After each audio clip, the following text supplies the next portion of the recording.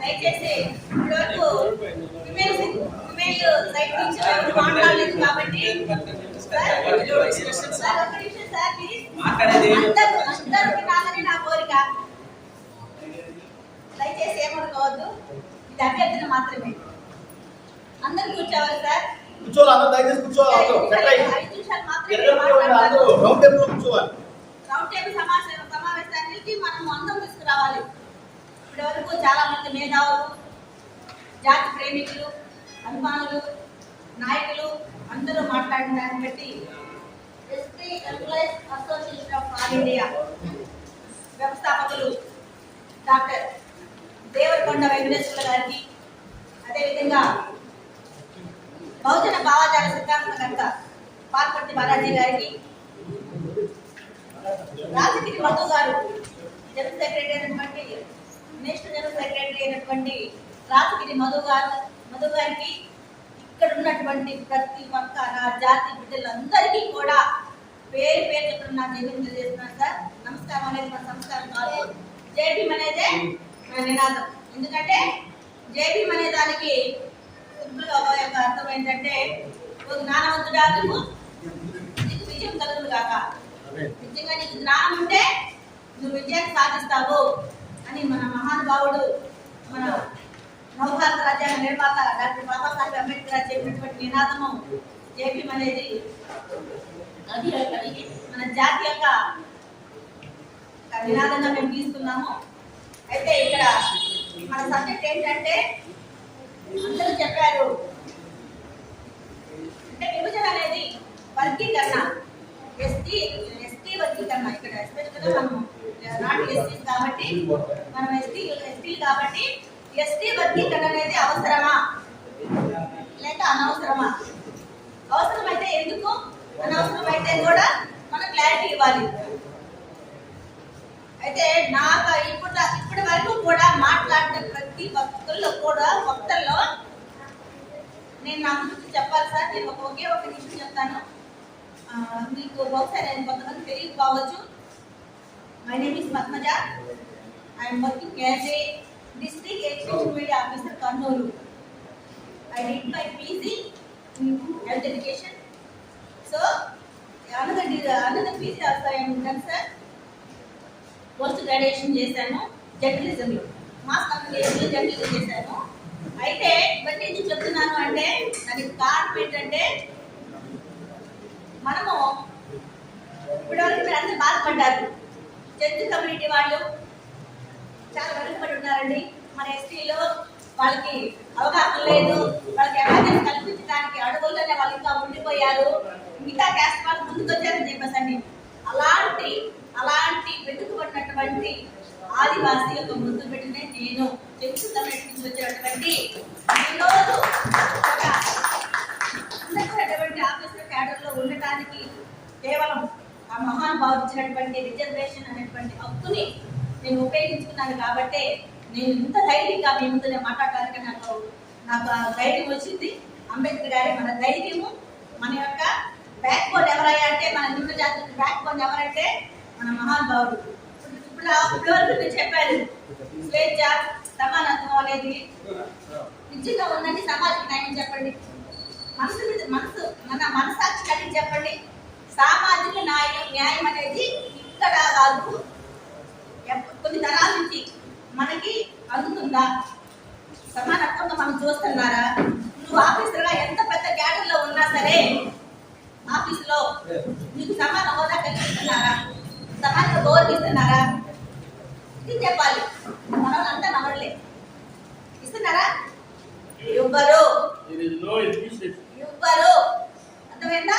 ఎందుకంటే came from ST, belongs to ST, అంతే. ST వాళ్ళు రిజర్వేషన్ వచ్చారు అనేది వాళ్ళకి ఒక ముద్ర అన్నమాట. మనకి మనం ఎంత పేదవాళ్ళైనా, ఎంత చదువుకున్నా, అదే వేరే క్యాస్ట్ వాళ్ళు అయితే కనుక వాడు చదువుకోకపోయినా, వాడు మేధావులు కాకపోయినా, ఒక్కరికి వాళ్ళ ఆఫీసులో వాళ్ళ క్యాస్ట్ వాడు ఉంటే వాళ్ళందరినీ కూడా కలుపుకొని పోతారు. అంతెందుకండి, మీరు ఒకటి గమనించండి. మొట్టమొదటిసారిగా ఈ ఎస్టీ వర్గీకరణ మీద ఈ యొక్క విజయవాడ నడిబొడ్డులో మనము ఈ యొక్క వర్గీకరణ గురించి మనము తెలిసిన కానించి మన అందరం ఇక్కడ డిస్కస్ చేసుకుంటాము. కానీ ఇదంతా ప్లాట్ఫామ్ తీసుకొని రావాలి, మన నాయకులతో మాట్లాడాలి. అత్యవసరం. ఎందుకు బాధపడుతున్నారా? అత్యవసరం ఎందుకు అన్నానంటే ఇప్పుడు నాకు మీరే చెప్పారు, ఎస్టీలో చర్చ కమిటీ వాళ్ళు అంతరించిపోతున్నారండి, మాకు పొలాలు అందటం లేదు, వాళ్ళకి అవేర్నెస్ లేదు, వాళ్ళు వెనుకబడే ఉన్నారు, వాళ్ళ దగ్గర బట్టలు కూడా కట్టుకోవడం లేదు అని చెప్పేసి మీరు అందరూ బాధపడుతున్నారు. కానీ ఒక పోస్ట్ వస్తే రిజర్వేషన్ ఉంటే ఆ పోస్ట్ ఎవరు తీసుకుంటారు చెప్పండి? ఎవరు తీసుకుంటున్నారు? కరెక్ట్ చెప్పారు సార్. ముందు వరుసలో ఎవరు ఉంటారంటే మనందరూ ఎస్టీలమే. మరి మేము బాగుపడ్డాం కదా, మాకు రిజర్వేషన్ అందింది కదా, మేము మంచి ఐఏఎస్ ఆఫీసర్ క్యాడర్లో ఉన్నాం కదా, మరి మనకి ఎందుకు లే పాపం వెనక పెట్టేది మన బిడ్డలకి ఇద్దాము అనే ఒక్క ఆలోచన ఎవరికైనా ఉందా ఇక్కడ? ఒక్కరు చెప్పండి. ఎవ్వరికి ఉండదు. అది ఉంటే చెప్తాను అబద్ధం. అది అబద్ధం.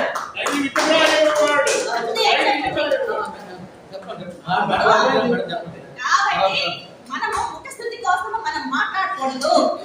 ఇక్కడ వర్గీకరణ అనేది కొన్ని సంవత్సరాల పోరాటం, ఎస్సీలో కొన్ని సంవత్సరాల పోరాటం. అది ఆ పోరాటంతో ఇప్పుడు వాళ్ళు అక్కడ ఎందుకు యాక్సిడేషన్ చేశారు? అక్కడ ఎందుకు చేశారంటే ఎస్సీలు ఒక్క మాట చెప్పాలి వాళ్ళ గురించి. ఈ ఎస్సీలు అనే వాళ్ళలో ఇతర తెలివితేటలు ఉన్న వాళ్ళు ఎవరంటే ఎమ్మెల్సీ. అర్థమైందా? వీళ్ళు పాపం కొంచెం వెనకబడున్నారు, కొంచెం కాదు బాగా వెనకబడున్నారు. కాబట్టి ఫస్ట్ పోస్ట్ వస్తే ఎవరు తీసుకున్నారు, ఎవరు అందుకోకపోతున్నారు? వీళ్ళు బాగా డెవలప్ అయ్యారు. కానీ వాళ్ళకైనా సరే ఎప్పుడైనా సరే మనం బాగా డెవలప్ అయ్యామే, మనం ఎందుకు మన జాతి బిడ్డల్ని, వాళ్ళు ఎస్సీనే కదా, వాళ్ళకి ఎందుకు మనం చేయకూడదు, వాళ్ళకి ఎందుకు మనం సమ్మెయం చేయకూడదు అని చెప్పేసి ఒక్క ఉండదు, రాదు. ఇది మంచి నిజం. నేను ఇలాగే మాట్లాడతా, నాకు ఇలా మాట్లాడటం ఇష్టం అంతే. కాబట్టి వర్గీకరణ కనీసం వర్గీకరణ చేస్తే ఇప్పుడు 7% కరెక్టే, ఓకే. కానీ ఆ 7% కూడా తెలియనట్టు అందుకొని పోతున్నాడు, ఆ తెలియదు పురుగులో ఉన్నట్టు అందుకొని పోతున్నాడు. ఈ అడిలో ఉన్నాడు, ఇంకా అంతరించిపోతున్నారు. అక్కడ కనీసం వాళ్ళకి చెప్తామన్న ఆలోచన మన వాళ్ళకి ఎవరికి లేదు. కాబట్టే మేము నలుగురు కూడా మన జాతి బిడ్డలను కాపాడాలి, మన యొక్క పొలాలని వాళ్ళ పొలాల వారిగా అందరూ సమానంతో అనుభవించాలి అనేటువంటి ఆవేశంతో కాదు పెట్టింది. ఇక్కడ మా యొక్క అసోసియేషన్ అయితే ఆవేశంతో పెట్టలేదండి, కేవలం ఆవేదనతో పెట్టామండి. ఆవేదన వేరు, ఆవేశం వేరు. ఆలోచించి అంబేద్కర్ గారి ఆలోచన విధానం మాత్రమే మన జాతులకు న్యాయం చేయగలదనే సంకల్పంతో ఈ యొక్క సంస్థను మనం స్థాపించడం జరిగింది. సో కాబట్టి దయచేసి వర్గీకరణ అనేది చాలా అవసరము. ఎందుకంటే ఒక పోస్ట్ ఉంటే ఆ పోస్ట్ ఆల్రెడీ ఇందుకు 7% సరే 8% అనుకోండి, ఆ దాంట్లో 4 పోస్టులు వచ్చి అనుకోండి, 4 పోస్టులు చెంచుకోబట్టి అయితే వాళ్ళే తీసుకుంటారు, లేకపోతే వెయిట్ చేపిస్తారు పోస్ట్ ని, లేకపోతే ఇంకొక తక్కువ పోతారు. ఎందుకట్లా? ఎందుకు మన బిడ్డ వాళ్ళు మన జాతి బిడ్డలు కాదా? ఎందుకు వాళ్ళకి ఎందుకు ఇవ్వాలి? నిర్మలకి ఎందుకు ఇవ్వాలి? ఎనగం లేరా, చిత్రం లేరా? ఉంటారు వాళ్ళు. కొంచెం మనం చేయగలుగుతాం, కొంచెం మనం ఆలోచిద్దాం. మనం దయచేసి అర్థం చేసుకోండి. కాబట్టి ఈ వర్గీకరణ అనేది వాళ్ళకే కాదు, నాట్ ఓన్లీ ఎస్టీలు కూడా అవసరమే. అవసరం ఉంటేనే అప్పుడు మనం అనుకుంటే ఏదైతే సమాజ స్థాపన, సమాజ న్యాయం జరగాలని చెప్పేసి మహనీయుడు కోరుకున్నాడు అంబేద్కర్ గారు. అప్పుడు మాత్రమే న్యాయం జరిగింది.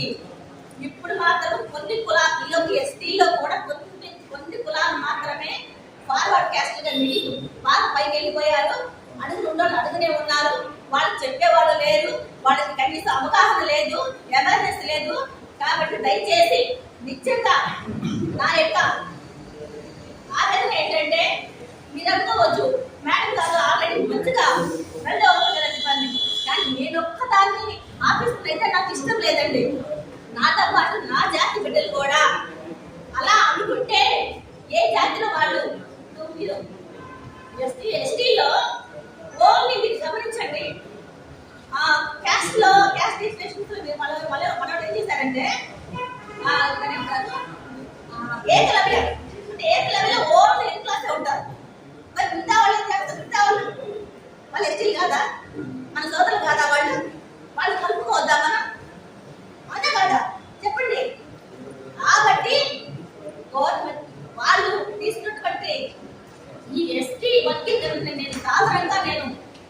ఆహ్వానిస్తున్నాను.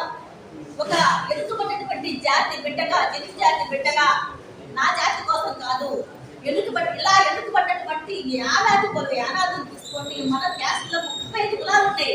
35 కులాల్లో కొన్ని కులాలు మాత్రమే వినిపిస్తున్నాయి, కొన్ని కులాలు మాత్రమే వినిపిస్తున్నాయి. మరి మిగతా కులాలు ఏమైంది? ఉండాలి. ప్లాట్ఫామ్ ఉండాలంటే నాకు తెలుగు ఆలోచించే నాయకులు కావాలి, స్వార్థపరులు కాకుండా ఉండాలి, వాళ్ళకి నిస్వార్థం సేవ చేసే విధంగా ఉండాలి. అలా ఉండాలి అంటే ఈ లోక సంఘంలో పని చేయాలి. పని చేస్తామని చెప్పేసి మేము సంఘంగా తెలియజేస్తూ నాకు అవకాశం ఇచ్చినటువంటి నా జాతికి ఎవరు కూడా వెనుకబడి ఉండకూడదని చెప్పేసానని ఈ యొక్క వర్గీకరణ నేను స్వాగతిస్తున్నాను. అదేవిధంగా ఎరుకల జాతిలో తప్పుడు ఎప్పుడు చెప్తా ఉంటారట. మీరు కొంచెం గమనించండి, అంతా తెలుసు. యానాదులు ప్లస్ చెంచు కమ్యూనిటీ వాళ్ళు కొంచెం బాగా అంటే కొంచెం హైగా ఉంటారు.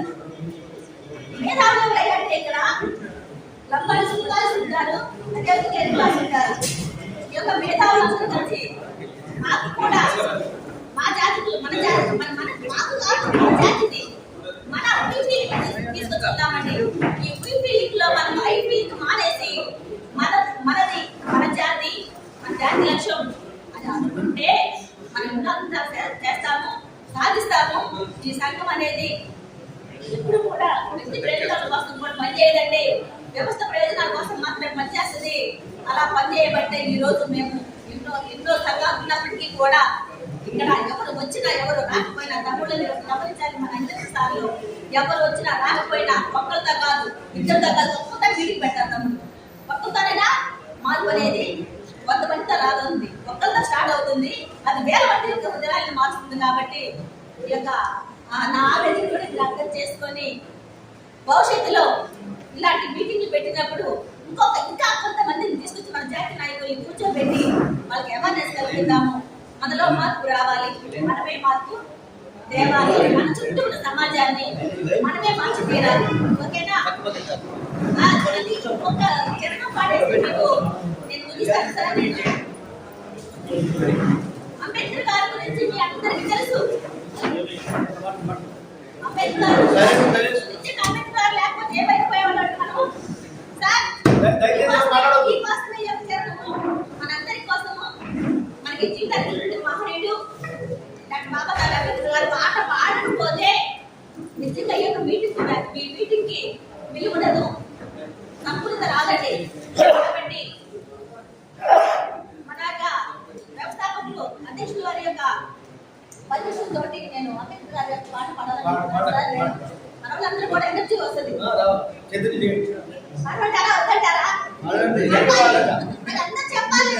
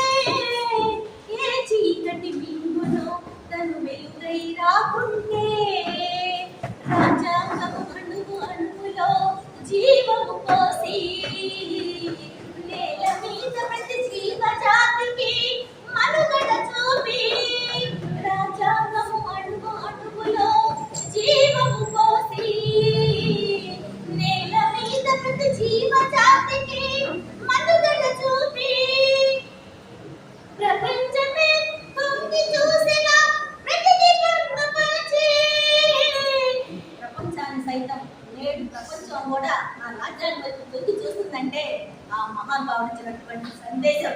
ప్రపంచమే తొంగి చూసిన నిన్నులు నిత్యము కొలిచే రూపము తనది సుఖ శాంతులు పంచగలిగిన అడుగులు తనవి బ్రతుకంతా ప్రజాసేవకై పరితపించి నిలిచాడు బ్రతుకంతా ప్రజాసేవకై పరితపించి నిలిచాడు మనువాదుల కుట్రను కూల్చే అంతిమ శ్వాసను వదిలాడు మనువాదుల కుట్రను కూల్చే అంతిమ శ్వాసను వదిలాడు ఏమైపోయే వాళ్ళమో అంబేద్కర్ లేకుంటే ఏ చీకటి బిందులో తను వెలుగై రాకుంటే తెలుసుకొని చెల్పగరండి ఆయన చరిత గొంతెత్తి వినిపించండి మహానీయుని ఘనత